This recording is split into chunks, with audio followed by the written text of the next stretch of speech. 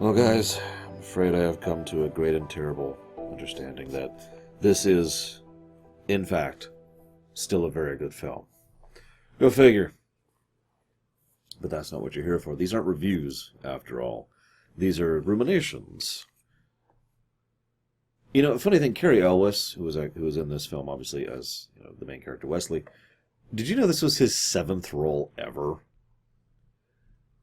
I was actually sitting down trying to figure out how to really discuss this. You know, I've talked about two types of films, right? Although this applies to fiction in general. You can have Star Wars, or you can have Jurassic Park. Let me explain what I mean by that. Jurassic Park had all the pieces in place, and it was amazing. Star Wars had none of the pieces in place, and it was amazing. Because sometimes things just kind of perfectly line up and stumble into an amazing work when, honestly, it probably shouldn't have. That's Star Wars. And then sometimes you have a Jurassic Park. Believe it or not, this is actually a Jurassic Park, which is funny because this film kind of bombed, at least in the theaters. This film did not do super well, and that really sucks, actually. It came out in 1987. I didn't see it in the theaters because I'm not sure anybody did. Oh, God, like, there was no ad campaign. Hang on, what do we got here? There were no trailers. Where is it? I actually found a list from a quote from one of the writers. There was no trailers, there was no spot on TV. Apparently that's all I wrote down was those 2 points. But yeah, there was nothing. Completely undermarketed, which actually reminds me of another good film I rather enjoy that bombed because of lack of marketing. Last Action Hero. Either way, the lack of support on this just kind of, and as a direct consequence, here we are. A film that is so unique unique's the wrong word, so perfectly positioned in that type of concept that I named an entire lorium after it, the Princess Bride effect, which is when something comes out, and it's amazing, but it bombs. But, and this is critical, over time, word of mouth and just things happen and people slowly become more and more aware of it. And it's like, oh, hey, this is actually really good. You could probably name a lot of books, movies, games, music, shows that apply for, Princess Bride effect. It is an unfortunate reality because, well, as much as I make fun of marketing, it is an incredibly critical tool when it comes to anything. I do think that mismarketing is a huge problem, but you need to do marketing at all. There needs to be some kind of... Have you seen the posters for this film? The original posters? The one with Savage on the poster? And, oh God, what's his name? Falk. Peter Falk? What? Anyways, but I mentioned this film did have all the pieces in place. So it had Cary Elwes, who was starting his career, Robin Wright. Ironically, she would end up playing Jenny over in Forrest Gump, a.k.a. another terrible, abusive... Jenny's just the worst in Forrest Gump, my God. Peter Falk, who this is obviously post-Columbo, but still, he adds wonderful weight to things. The aforementioned Fred Savage, who was still doing his child career thing. Wallace Shawn, he's awesome. Andre the Giant, who was awesome. Also, Christopher Guest. That one really amused me. He plays the six-fingered man, the Count. Did you know he has a hereditary peerage? If you don't know what that means, I'll summarize. He is actually an aristocrat. He is actually a noble in Britain, in real life. We also had, what else? Oh yeah, Chris Sarandon. Can't dismiss him. Well, I haven't seen him in a lot of things. He does a good job of it, a particular type of role. In fact, I most remember him from Deep Space Nine. But that's not true, because I didn't know he played Jack Skellington. Oh yeah, by the way, we will actually be covering Nightmare Before Christmas later this year, so that's just, wow, I actually did not know that. He also plays Skellington in the game, so like Kingdom Hearts, for example. Also, the book... So this is kind of funny. I mentioned it has all the pieces in place. Similar to Jurassic Park, the script for this adaptation was done by the original author. Goldman himself actually worked on this script. And it's one of the reasons why the film has such a variance from the book. Whereas the book was trying to be meta-narrative and was trying to shuffle itself into different directions and had a bit more when it came to the story. This is portrayed more of a lighthearted parody of, fantasy novels and true love romances and blah, blah, blah, which I think works a lot better for its format. It's also probably worth noting that Goldman was incredibly terrified of the fact that this was going to go badly.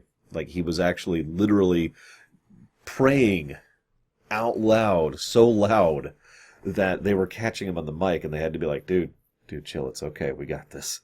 And of course, I shouldn't even mention the fact that when they first ignited Robin Wright on fire for the one scene, he flipped out, and it's like, dude, it's okay. This is part of the script. Because again, he was so, and I don't blame him, by the way. He was so nervous and so upset. After all, this was the 6th time they've tried to do this. I thought about writing down all the attempts, but just trust me, there were 5 attempts to try and adapt his book to film before this. All of them had flopped massively. In fact, at one point, he chose to go ahead and buy back the rights to filming his book out of pocket money back from Fox, who had the rights at the time, just because of how badly things were being bungled. But this brings me to a point. I mentioned that parody and that lighthearted thing. That is a key point, a very critical and key point, because, well, this is Galaxy Quest, isn't it? Or, to be more accurate, Galaxy Quest is this. There are several ways to do parody, but the type I tend to enjoy most is the type that obviously and overtly comes from passion, love, an actual, genuine enthusiasm for the thing you are making fun of. Like Galaxy Quest. Like this. Like Spaceballs, to use another example which we've already covered. Or Robin Hood Men in Tights, to tie that into this film. That kind of intimate understanding and knowledge allows you to make fun of it better because you know it. You know it inside and out. I mean, as the old saying goes, why do you think so many jokes involve romance and relationships? So, this film, while it is constantly winking at the camera and making fun of its own tropes, is doing so in such a... It's coming from gushing, basically. And I think that undercurrent tone really helps to make the work a lot better. I should also mention I watched this film when I was pretty young, and I'm going to be mentioning a couple things as we go through it. Like right at the beginning, I was aware of the film before I was aware of the book. I actually went back and read the book, didn't actually care for it that much if I'm being completely honest, but, I wasn't even aware of the book at first, which brings me to my first question. How many of you are more aware of the film or the book? Bonus question, how many of you knew there was a book that this was based off of? Just curious. No judgment. We open up, and Savage's character, I actually don't remember his name, but Fred Savage's character is sitting there playing hardball, which actually made me laugh. I've actually never played hardball, but I will admit, I thought they were playing an NES baseball game, which I don't know the name of, don't ask me, that my uncle used to have, and I was like, dude, they're playing that. No, they're playing a Commodore 64 game. And we find out that they live in Florence. Not Florence, Florence. Florin, actually. As a kid, I told you I'm going to be telling some stories from my history of this film. For the longest time, I actually thought that this was set in Florence, which is a real country in about the region that this actual thing is set in. And you're probably thinking, but it's a fantasy. Well, yeah, it's a fantasy that involves Australia and Greenland and Asia and Sicily. I mean, come on, right? There's so many real-life applications. There's a specific term for this type of fiction, which I don't remember right now, where it refers to... DC does this. The United States exists, but somewhere in the United States there's Metropolis and Gotham City.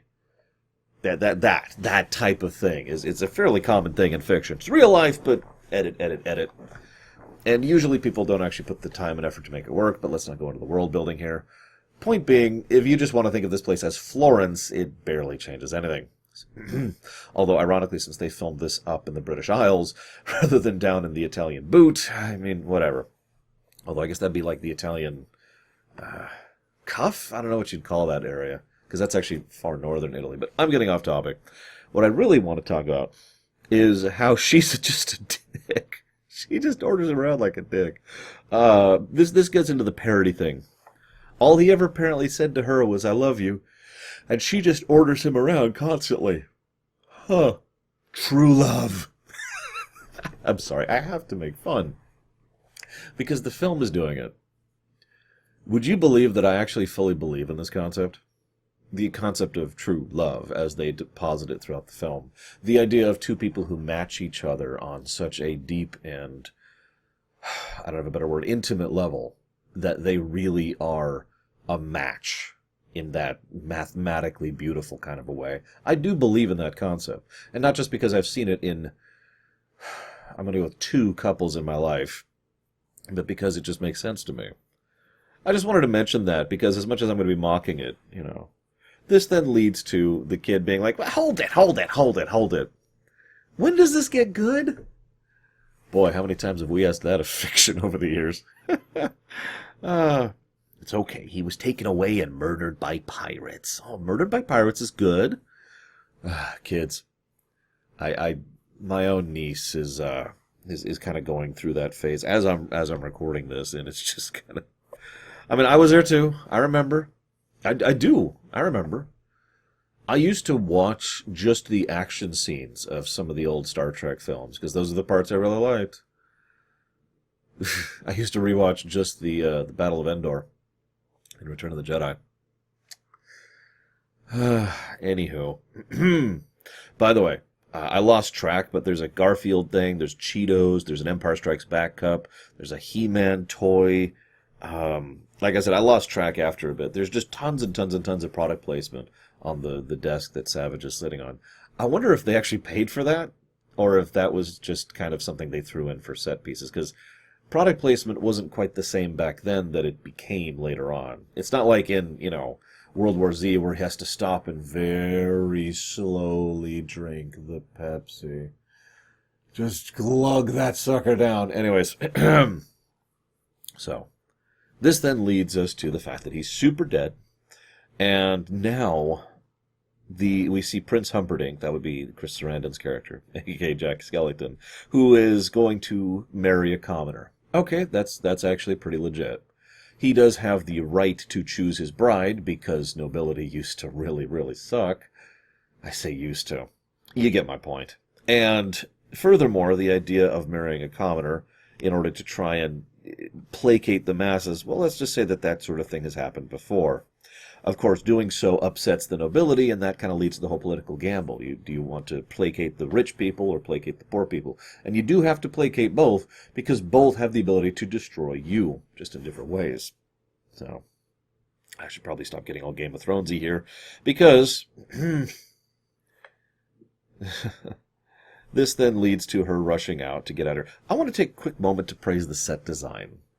Most of this is just outdoor shots of actual castles and, beautiful countryside, British Isles, as I mentioned. But I really do like a lot of what they do with some of the sets and some of the dressings. Just definite praise. Probably the only exception to that, and it's really brief, is there's this scene where they're at the base of the cliff, when they start to go up it. That set kind of sucked. That looked like a Star Trek, old Star Trek set, and not in a good way. The rest of it's good stuff, though. So, she rushes off. She gets captured by Bassini. Notice that there's 2 things I want to talk about really quick here. Let's start with the silly thing. Quotables. Name your favorite quote from this film. Go ahead. I'll wait. I expect there to be a lot in the comment section of this film, even if I didn't ask for it, because this film is amazingly quotable. I would say that this film is up there, if not surpassing, the Star Wars prequels in terms of just sheer quotability. Because there's a lot of good quotes that are very applicable and very memorable, and of course apply in a lot of situations. That's the applicable thing. I think it works, and Lord knows this film has really, really entered cultural conscience. How much so? Did you know that Clinton, as in President Clinton, I just realized this film is coming out after the election, so let me to clarify. Bill Clinton was really into this film, and so was Pope John Paul II, who actually recognized Cary Elwes on sight. That is how much this film has entered popular consciousness. Not a lot of things can claim that. There's a few. Doctor Who, Star Wars, Star Trek, Mario, probably at this point. Anywho. So, that's quotabilities. Lots of great quotes. Anybody want a peanut? But the second thing that really strikes me about this is the film, despite its humorous things, is trying to do actual storytelling tropes. Par exemple, we have the three characters introduced like this, actually. And that's Sean Wallace, Mandy Patinkin, and Andre the Giant. So we see, it's Vicini, Inigo, and Fezzik. I've got a lot of names to keep in my head. Please forgive me here. And I'm ramming these ruminations down my own throat here. So the three of them are introduced very particularly. Andre approaches quietly and gently and just knocks her out with a Vulcan neck pinch very efficiently. And then the guys who are trying to chop down some trees go by, so I do apologize for that. Not a lot I can do about that. It's either that or just quit recording for like 8 hours, and I can't lose that kind of time, so I apologize. Anyways, then Vicini is constantly shown as being menacing, and he just kind of talks in that sort of voice where, I didn't hire you for your brains. Do you want me to leave you back where I found you, in Greenland? No, instead, he is portrayed as very antagonistic. He is clearly shown to be someone who might actually be a villain. Not only because of his word choice, and because, in other words, he's being very antagonistic, but the fact that the very way he speaks is he's basically shouting and talking down to and being insulting to everyone else. By total contrast, both Inigo and and Fezzik are far more soft-spoken and speak in far more moderate and calm tones. Both of them express worry about having to kill this poor girl, and, well, I guess this is just how that's going to be because we've been hired by this guy and we need the money. But they also then cut to Fezzik joking, but the rhyming. Also, the music kind of goes lighthearted when the two of them talk. Now, all this sounds like a duh, and I do apologize for pointing it out, but the fact is, the movie is going way out of its way to portray Vicini in a bad light, and both Inigo and Fezzik in a good light, which is important, because it means the moment we see them, we're already on board with them. So this is kind of a critical thing that I feel a lot of fiction fails at. If you're going to have someone turn coat, establishing that in advance is something that really helps, and doing that well like this also really helps, and not a lot of fiction really seems to know how to do that, in my opinion. So, this then leads to the shrieking eels. I'm not going to do that again. I don't want to hurt my throat. Please forgive me. And I kind of screwed it up anyways. I need to talk about beetle snuff if I really want to get that voice going. But the shrieking eels, and then all of a sudden, don't worry. You look nervous. The eels don't get him. And so I was like, well, I wasn't nervous. I was a little nervous. Framing devices are one of those interesting things when it comes to fiction. They have an obvious value, but that value is in how they're applied. Because you can accomplish a lot of different things with a framing device. And frankly, I feel that too often, and this is my opinion again, framing devices are just used because, for no actual benefit. By contrast, I do think it adds to this film's overall approach, not only because of the obvious passage of time presentation or the connection between the son and the grandfather, but because their commentary helps add to the narrative that we are then watching. It is a bit of a meta-narrative, nowhere near as much as the original book, of course, but it does add to it because, well, first of all, the kids slowly getting into the story more and more is obviously a nice touch. But how many of you have ever been in that moment? I don't actually have a book that I would read for fun. All I have is my Star Trek reference book here. But how many of you have been here? Where you're going through it, and it's like, oh God. And you just kind of start getting more and more into it, and it's just, and you're like tensing up a little bit as you're going through, and it's just, oh my God, what happens next? What happens next? Please tell me I'm not the only one who does that when it comes to books. I haven't read in a long time for fun. I read for the show, for the most part, which is why this is the only book in range. All my books that I read for enjoyment are in a box in the closet. But I used to get like that when I used to read fairly frequently. You get into it, right? Especially because what your brain is doing is it's picturing everything. Yeah, you're piecing together what's happening, and so, well, that is one of the values of books. That's actually one of the reasons I refuse to ruminate on books, because one of the major points is you are constructing what you are perceiving.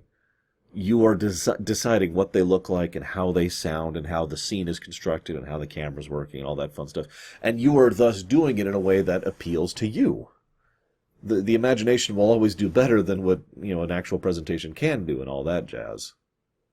And thus we see Mr. Savage's character, whose name I still haven't looked up, and I'm not going to bother doing so, is getting into it as he's picturing these shrieking eels.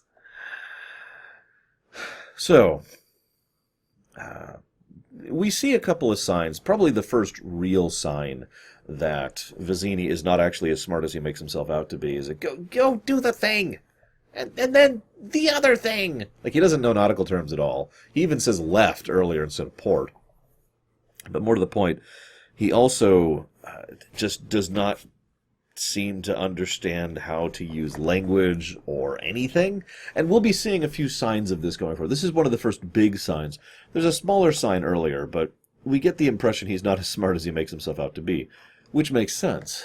After all, you don't have to be that smart to have the ability to think through things, in terms of intelligence, which of course then makes his desire to constantly portray himself as very intelligent a bit of a pseudo-tragic thing because, well, honestly, he's actually a bit of a Krennic in this case. He thinks he is a big fish. He is very much not.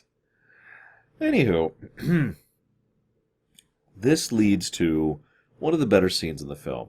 Now, Inigo hasn't really been in the film that much, which is funny because he's probably my favorite character in the film.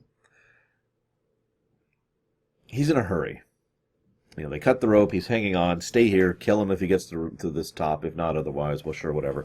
And so he's just kind of pacing, does a few things. And, could you hurry it up? No, I'm kind of hurry. Okay, is everything going to be... Look, this is really hard to do. Okay. How about if I throw you the rope? I've got the section of rope, I can throw you the rope. Yeah, but then you'll just let it go and I'll die. That's a good point, he can't trust me. I can swear on the soul of a Spaniard. No, I've met too many Spaniards. I swear on the soul of my father, you will reach it to the top alive. And then immediately and without hesitation, throw me the rope. Now, it's kind of funny, but it's also very deadly serious because Wesley is actually a good judge of character. He demonstrates that several times throughout the course of this film. And this is the first time he really demonstrates this skill. He sees that Inigo means that, really actually means that. So he then entrusts his life to this total stranger who is going to try and kill him because he trusts that. Because he's right. He is absolutely correct to do so. In fact, when he gets to the top, he pulls out his weapon and Inigo's like, no. Take a rest. It's okay. It's like, okay, I guess I'll go ahead and do that. And they just sit and they chat. You'll notice also that he's kind of irritable at the idea of being accused of having 6 fingers. It's just such a weird thing. Until Inigo points out, that's the man who killed my father. And then once again, without hesitation, and without saying anything, he holds up his hand. It's like, nope. 5 fingers.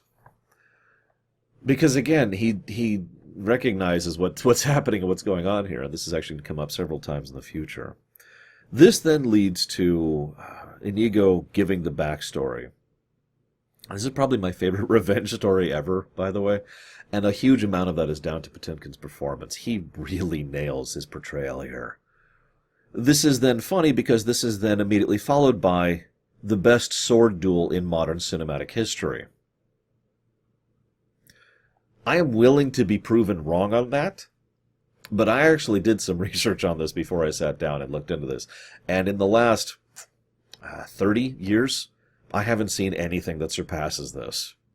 Maybe there is. I haven't seen all of cinema, after all, so there's probably something out there, but this is a damned good duel.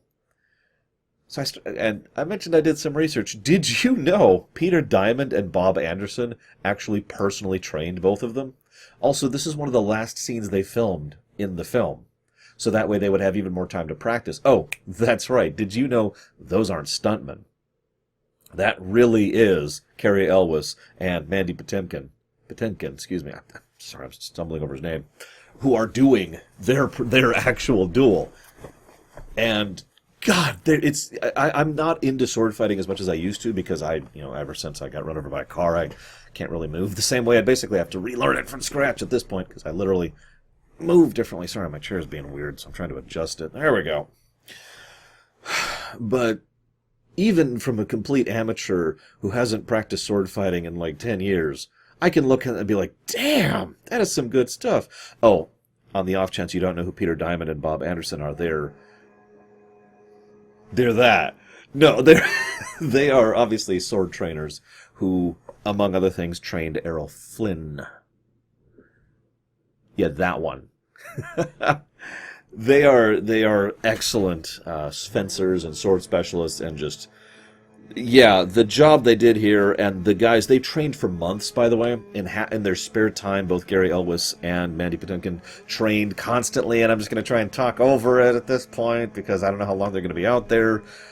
So I apologize for that, but for real, this is a really, really, really awesome duel. I have so little to say about the specifics because that would just involve me putting up slides behind me and going through the specifics, and I don't have time for that. But what I do have time for is to share something that I remember my sword fighting instructor teaching me way, way, way back in the day. It boiled down to this. There's two types of duels. The first type of duel is you're trying to kill the other person. In that type of a duel, the goal is to be... It's a completely different type of everything. The way you stand, the way you hold your sword, the types of attacks you use, everything is completely different because a proper sword duel in that manner will probably be over in a few seconds. The moment one person manages to get one good hit in, it is over. Because they will then immediately go for the killing strike, and it is over. That's the point of that kind of a duel. And and he flat out said, I'm not going to train you guys in this because A, you shouldn't be trying to kill someone with a sword anyways, and B, it's a completely different thing than what I'm familiar with. And he's referring to himself, obviously. Instead, he was going to teach us how to dance, is how he referred to it as.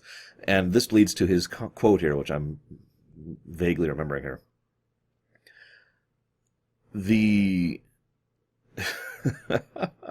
A proper duel is not about winning, is the quote. A proper duel is about having fun, showing off. It's kind of a competitive sport, like fencing, but the goal is not really to harm the other person. The goal is to defeat the other person, and that can be in how you do your footwork, that can be in how you do your style, that can be simply in managing to get more taps on the other person. It depends on what you're going for, but it's all about being as... I hate to use the word fancy, but I don't have a better word. To be as stylistic. You're going for style points, right? You're going for style points one way or the other. And that's a lot of what they do here. You'll notice that multiple times in the fight, they have a situation where they could easily kill the other. Both of them have this. They just sit back and let the other do their thing because they're enjoying the show, so to speak, just as we are. And so this whole section is... I'm sorry for gushing so much. I just absolutely love this. And of course, this leads to that bit at the end. Inigo loses and says, in a wonderfully dark tone, "Kill me quickly, please." Because he's lost, and that sucks. He's failed his father, he's failed everything, and it's just all of it is right there in that one line of dialogue. Which leads to Wesley's response, "I would sooner destroy a stained glass window. This is a work of art. You are a masterful swordsman. I would never want to kill you. But I can't have you following me, so bonk." This also gives us a reason to root for this random stranger who's totally not Wesley. Wink, wink. Because we see that he is not actually a cold-blooded killer or a brutal murderer or anything else. He's just doing what he has to in order to accomplish what he wants to. Which leads us to the encounter with Andre. The Andre scene is... I don't have much to say about it. I do like Andre the Giant. I actually used to follow wrestling, believe it or not. American wrestling here in the States.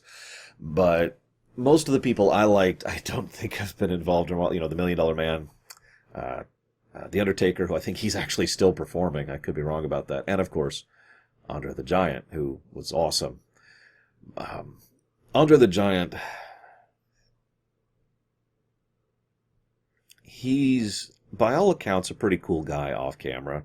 He was having trouble with his lines, and he was having trouble concentrating. And so they did this thing where they actually recorded, they had an audio tape, and they would record the back and forth of scenes, which Andre could then listen to and kind of practice along with because someone else has basically done the scene for him, and now he can say, okay, this is my lines, and this is kind of the intonation I should go for. Because he did care about doing the best job he could. He was also apparently pretty cool on the set, when he wasn't having flatulence issues, of course. Unfortunately, Andre the Giant is a giant, and unlike fiction, in real life, that's actually a pretty bad thing. He was still having issues at this point in time with pain. In fact, he had recently recovered from a back surgery just prior to filming this, so a lot of the physical feats you see him perform in the film, he's actually not. He's actually not doing that. He's not carrying people or lifting people. They did a lot of very careful camera work to hide that fact. So, that sucks. Not the fact that they did a good job hiding it, just I feel bad for Andre, you know. It's not, he was born that way. There's not a lot you can do about that, right? But nevertheless, they have this thing, you know, we should fight each other. Okay. Are you playing with me? I want you to feel like you had a good show of it. Okay. I don't have much to say about that scene. It's a good scene. It's a good fight.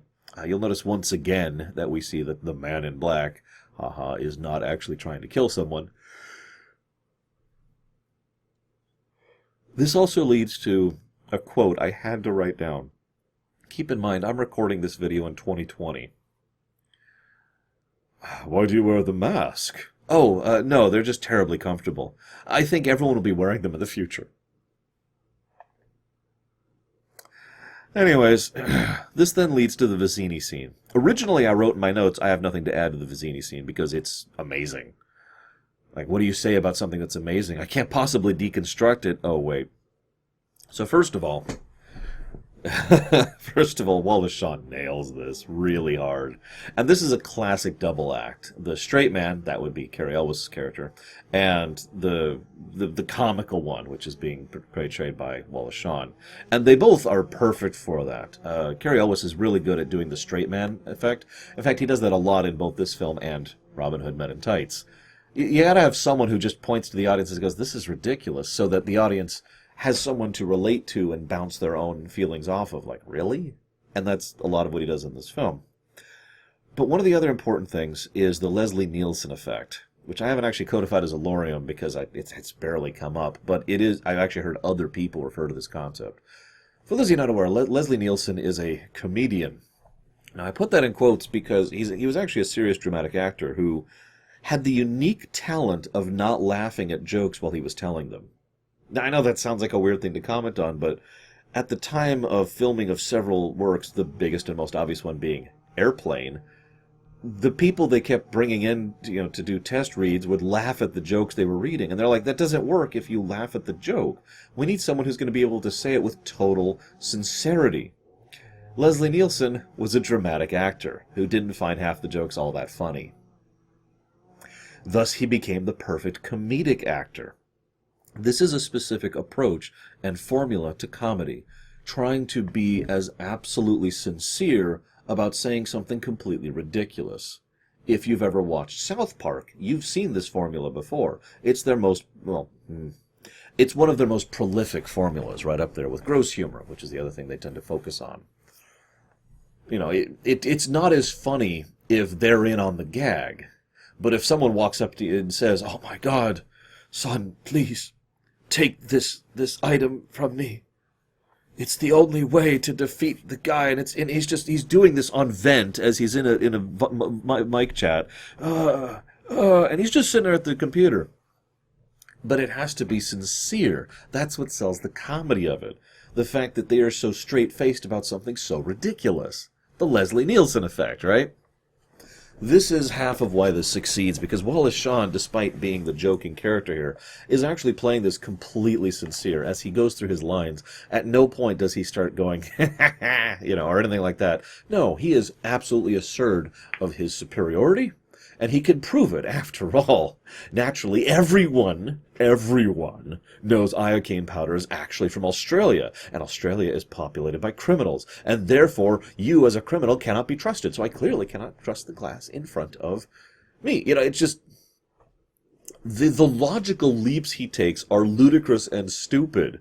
My personal favorite is the fact that you defeated the Spaniard, which means you must have studied, and in studying you learned that man is mortal. What? The leaps are ridiculous. But, of course, he has to have that portrayal of it. Then, of course, he also, as he's discussing and going through this, it becomes more and more clear that he really is not actually all that smart. In fact, the final thing he attempts, as he's effectively stalling for time, so convinced of his superiority, is he says, "Oh my God, what was that?" Switch. Which means he decided that it was in, his drink. He assumed the most blatant, obvious thing possible, that his drink was the one poisoned, so he swaps the drinks, and he's screwed.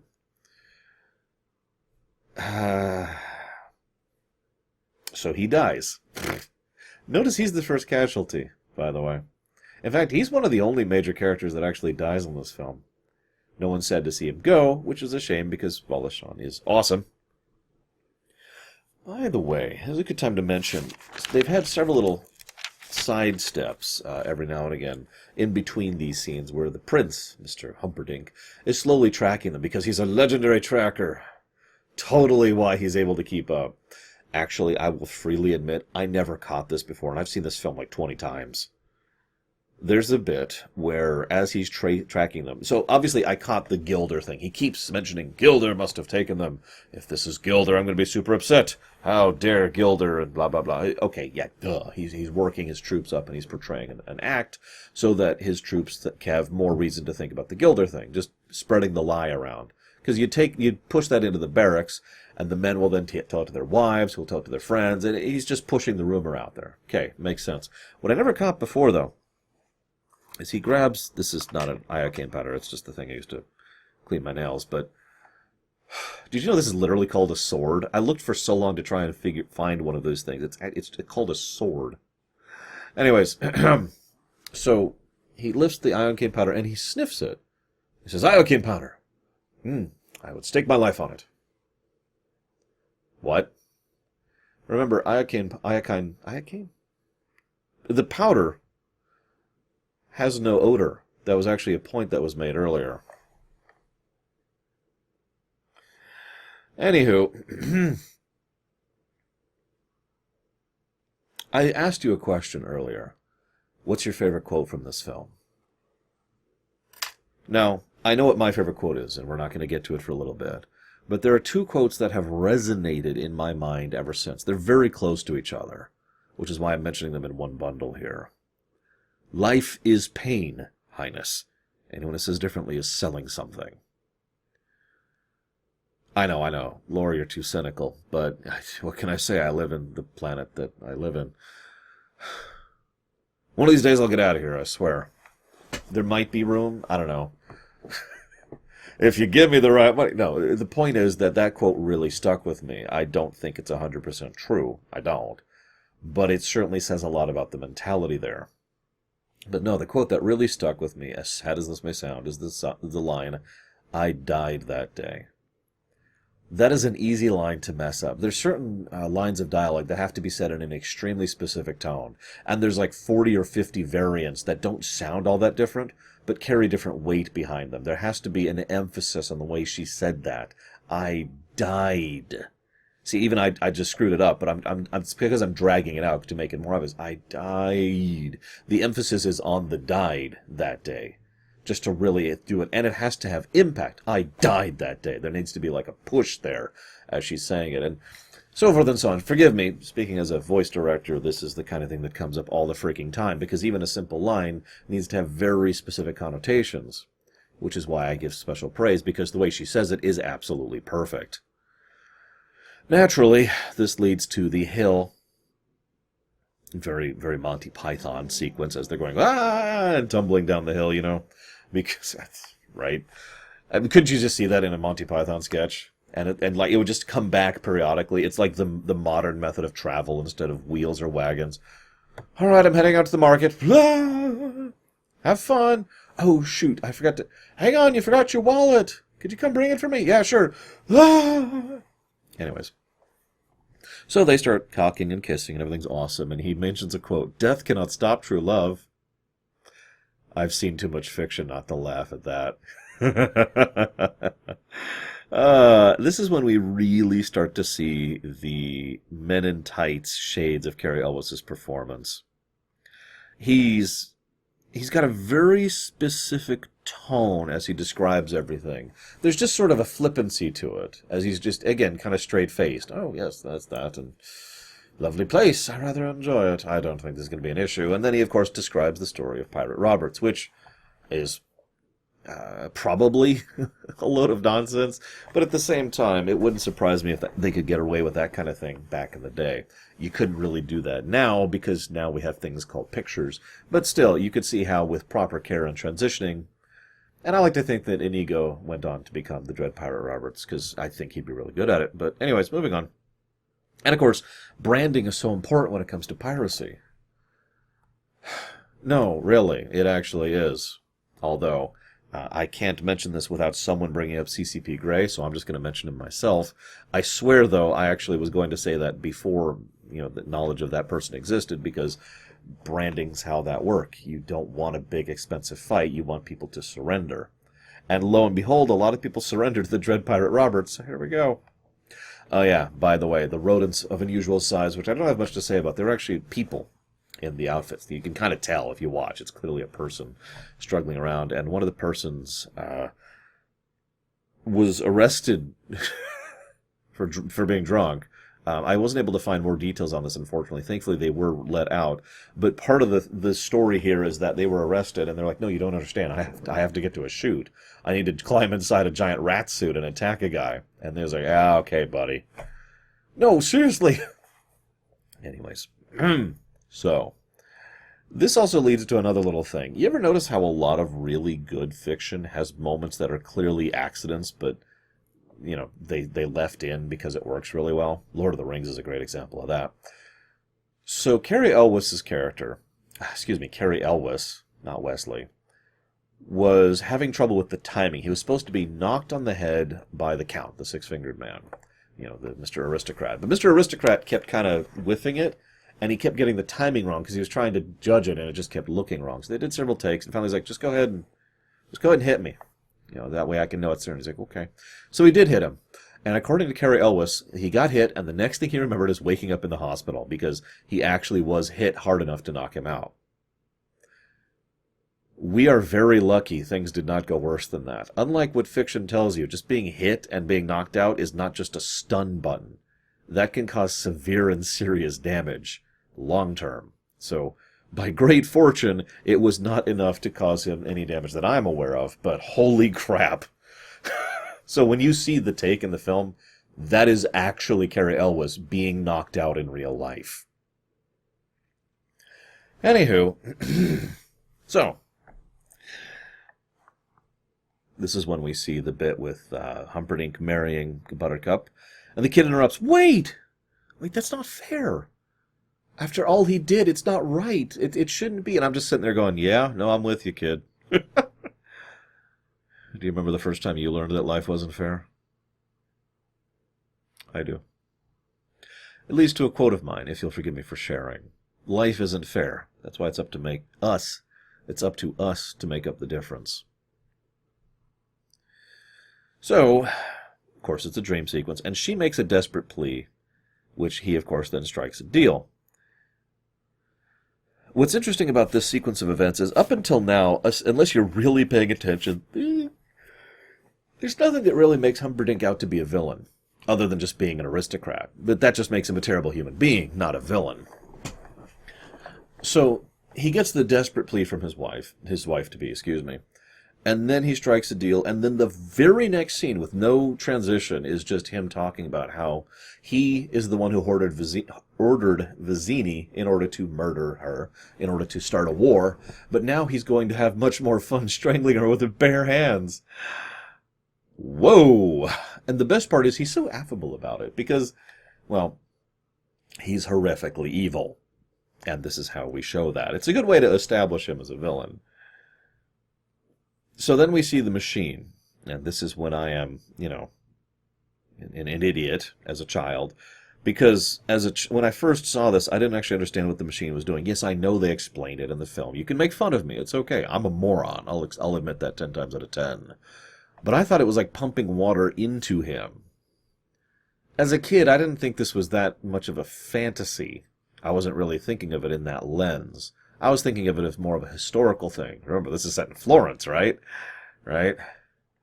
So, there's swamps, there's quicksand, and there's giant beasts, but for the most part, I hadn't seen anything really fantastical.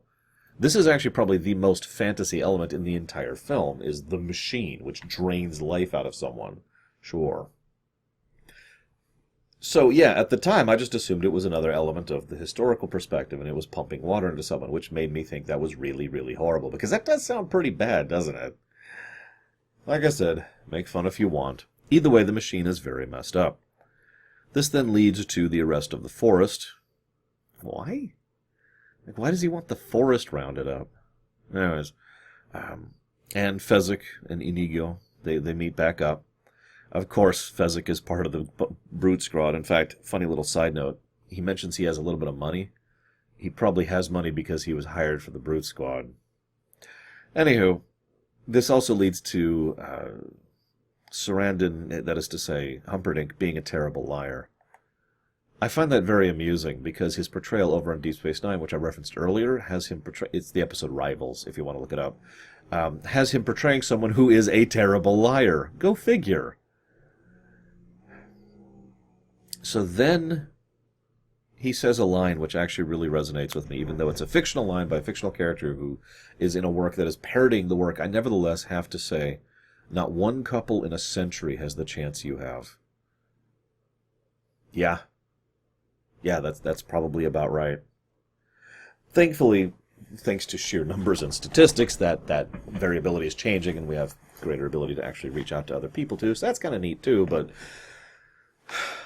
yeah.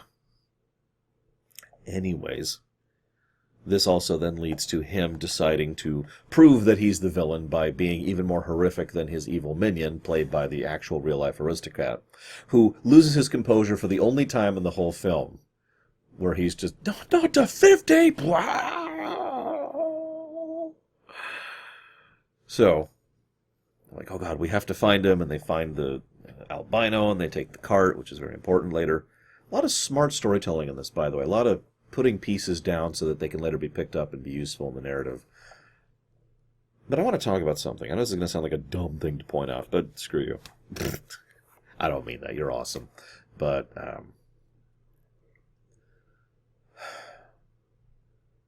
I've talked before about the worst feeling in the universe. To clarify, it's when things are bad and horrible and awful. But then, it's okay, it's going to be over, things are going to get better, and there's just that moment of relief of, oh my god, and then it's actually worse than it was before. That is the worst feeling. I know some of you have experienced that, and I'm sorry, because no one should have to experience that. By contrast, thinking that things are bad, and then it's going to be okay. No, it's actually not going to be okay. Wait, it actually worked out, is one of the best feelings. That sudden, because it's the double point. It's the double point in the bar that really matters. It's not just things are bad and then things get better. It's things are bad and then things are going to get better. No, they don't. Yes, they do. That sensation is unique. Now, by contrast to the previous thing, I've only felt that way a couple of times in my life. And it is a very, very unique and awesome sensation. And I bring this up because that's exactly what happens to Inigo. He gets something, he pulls out the sword and says, guide me to where I need to go, and plunk. Oh. And in just total devastation, he just leans against the tree. And then the thing opens up, and he just kind of looks up like... Now, obviously this is being portrayed for comedic effect, but you can see the seriousness of it underneath that. This then leads to what is often considered one of the funniest scenes, if not the funniest scene in the whole thing.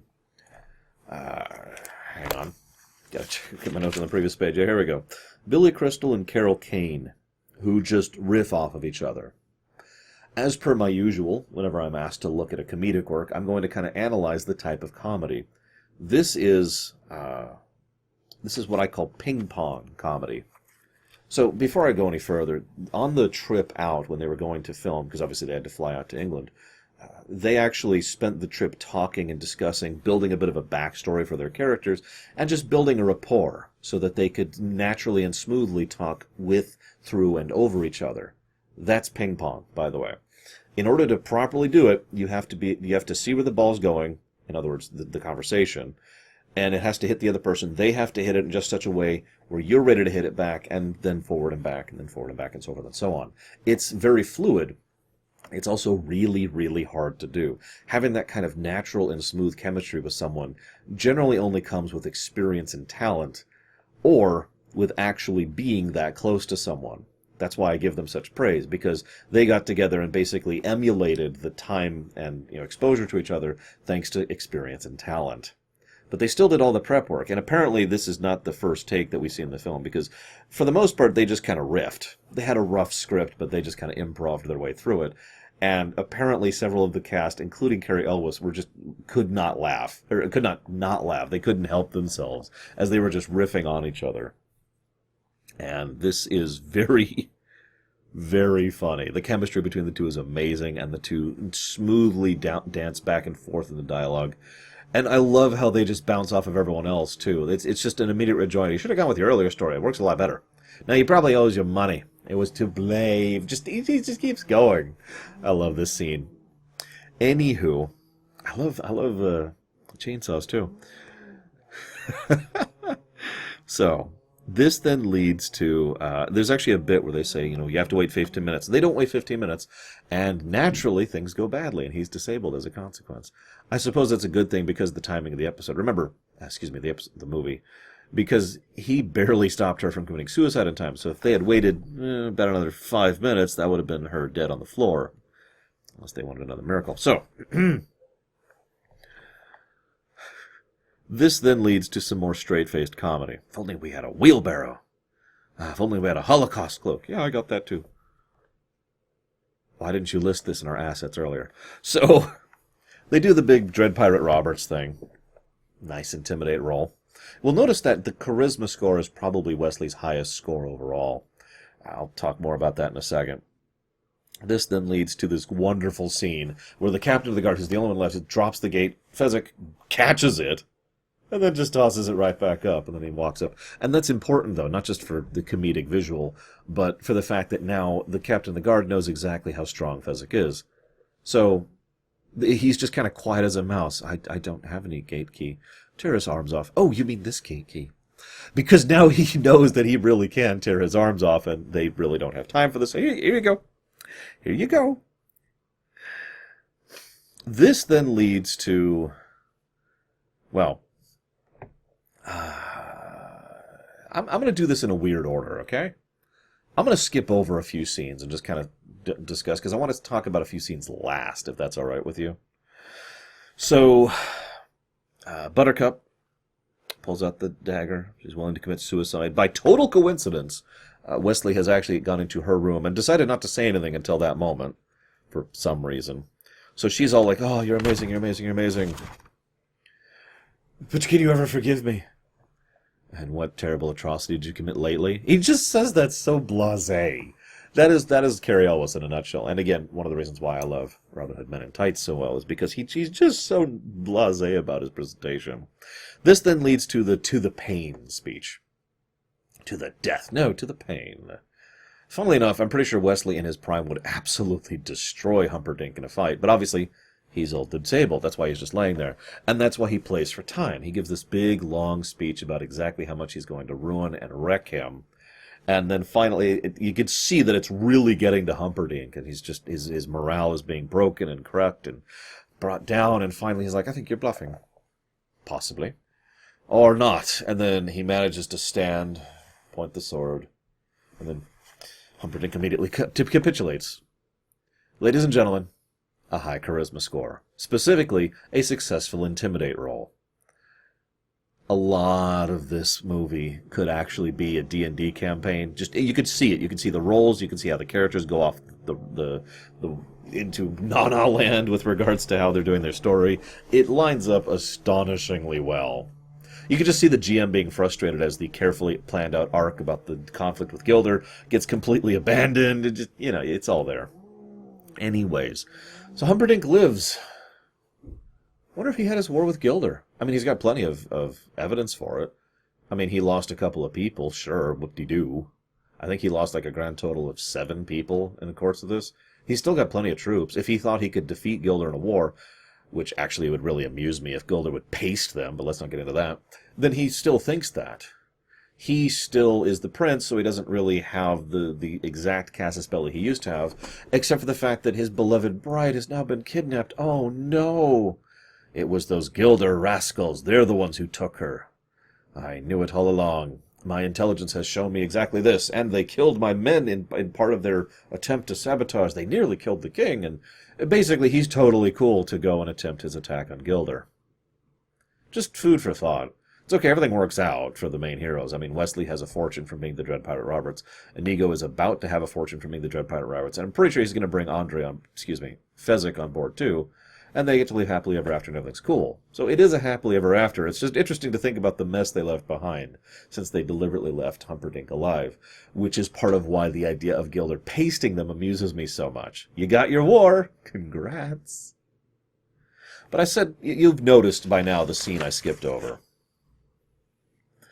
Inigo goes up. There are 5 guards, and hang on, 1, 2, 3, 4, 5. 5 guards plus the count. And so he's like, all right, fight me. I counted. It took him 6 seconds.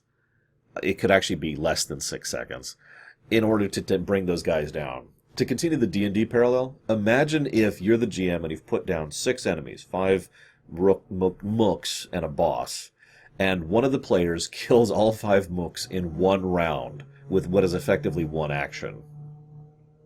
Because that's basically what Inigo manages here. This, of course, is awesome, but also helps to explain why the Count then is like, nope, and then just runs, and naturally decides to slant things in his favor by pulling out the dagger, throwing it in the stomach, and that's the end of that.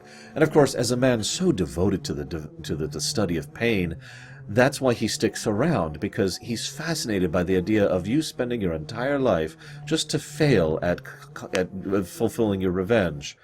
How fascinating. He sounds so wonderfully distant as he's saying it. But that leads to one of my favorite scenes in all of cinematic history. Everything about this upcoming scene is poetry. He gets up, the music slowly does this incline where the music just kind of is quiet in the background as he's deflects. Every sword clash comes with a huh from the music. And then so what happens is there's a sequence, a flurry, a sequence, a flurry, and a sequence. And each sequence in this music, I'm using totally wrong terminology because I'm an idiot, but each sequence is a little bit louder, a little bit faster paced, a little bit more energetic in terms of how it is. So we can feel the energy of the scene building in the music as it gets more and more. And each single shot, and he actually says the wonderful line, "My name is Inigo Montoya. You killed my father. Prepare to die." And he says that 5 times throughout the course of that sequence. I counted. And of course, the Count starts to back off and shows actual visible fear, which makes sense since the actual actor had literal physical fear because the fact that he had actually been physically cut during a previous attempt here and he was actually afraid of being cut again. But speaking of real life coming into that, this then leads to we've wonderful presentation, wonderful turnabout. This then leads to the double slashes. Offer me money. Power too. Promise me that. Offer me everything I ask for. I want my father back, you son of a bitch.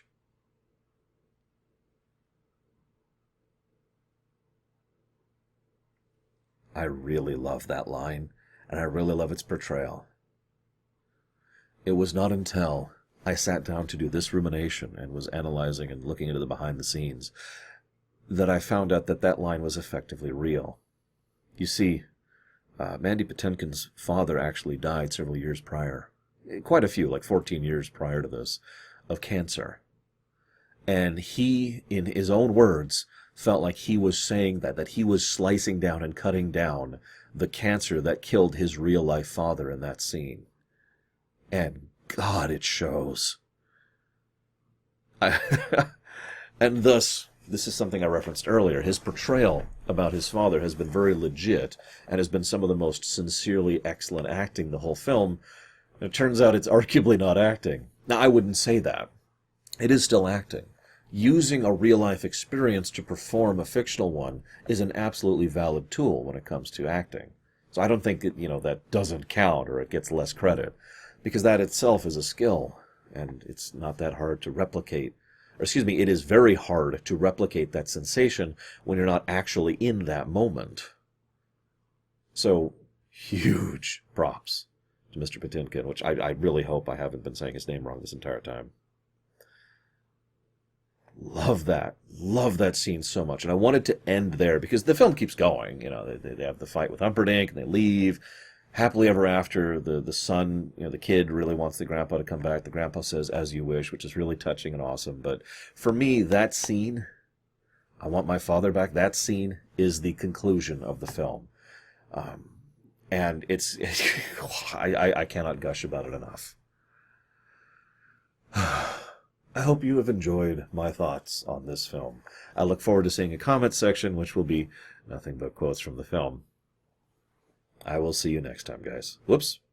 Wrong thing. I'm not doing Star Trek.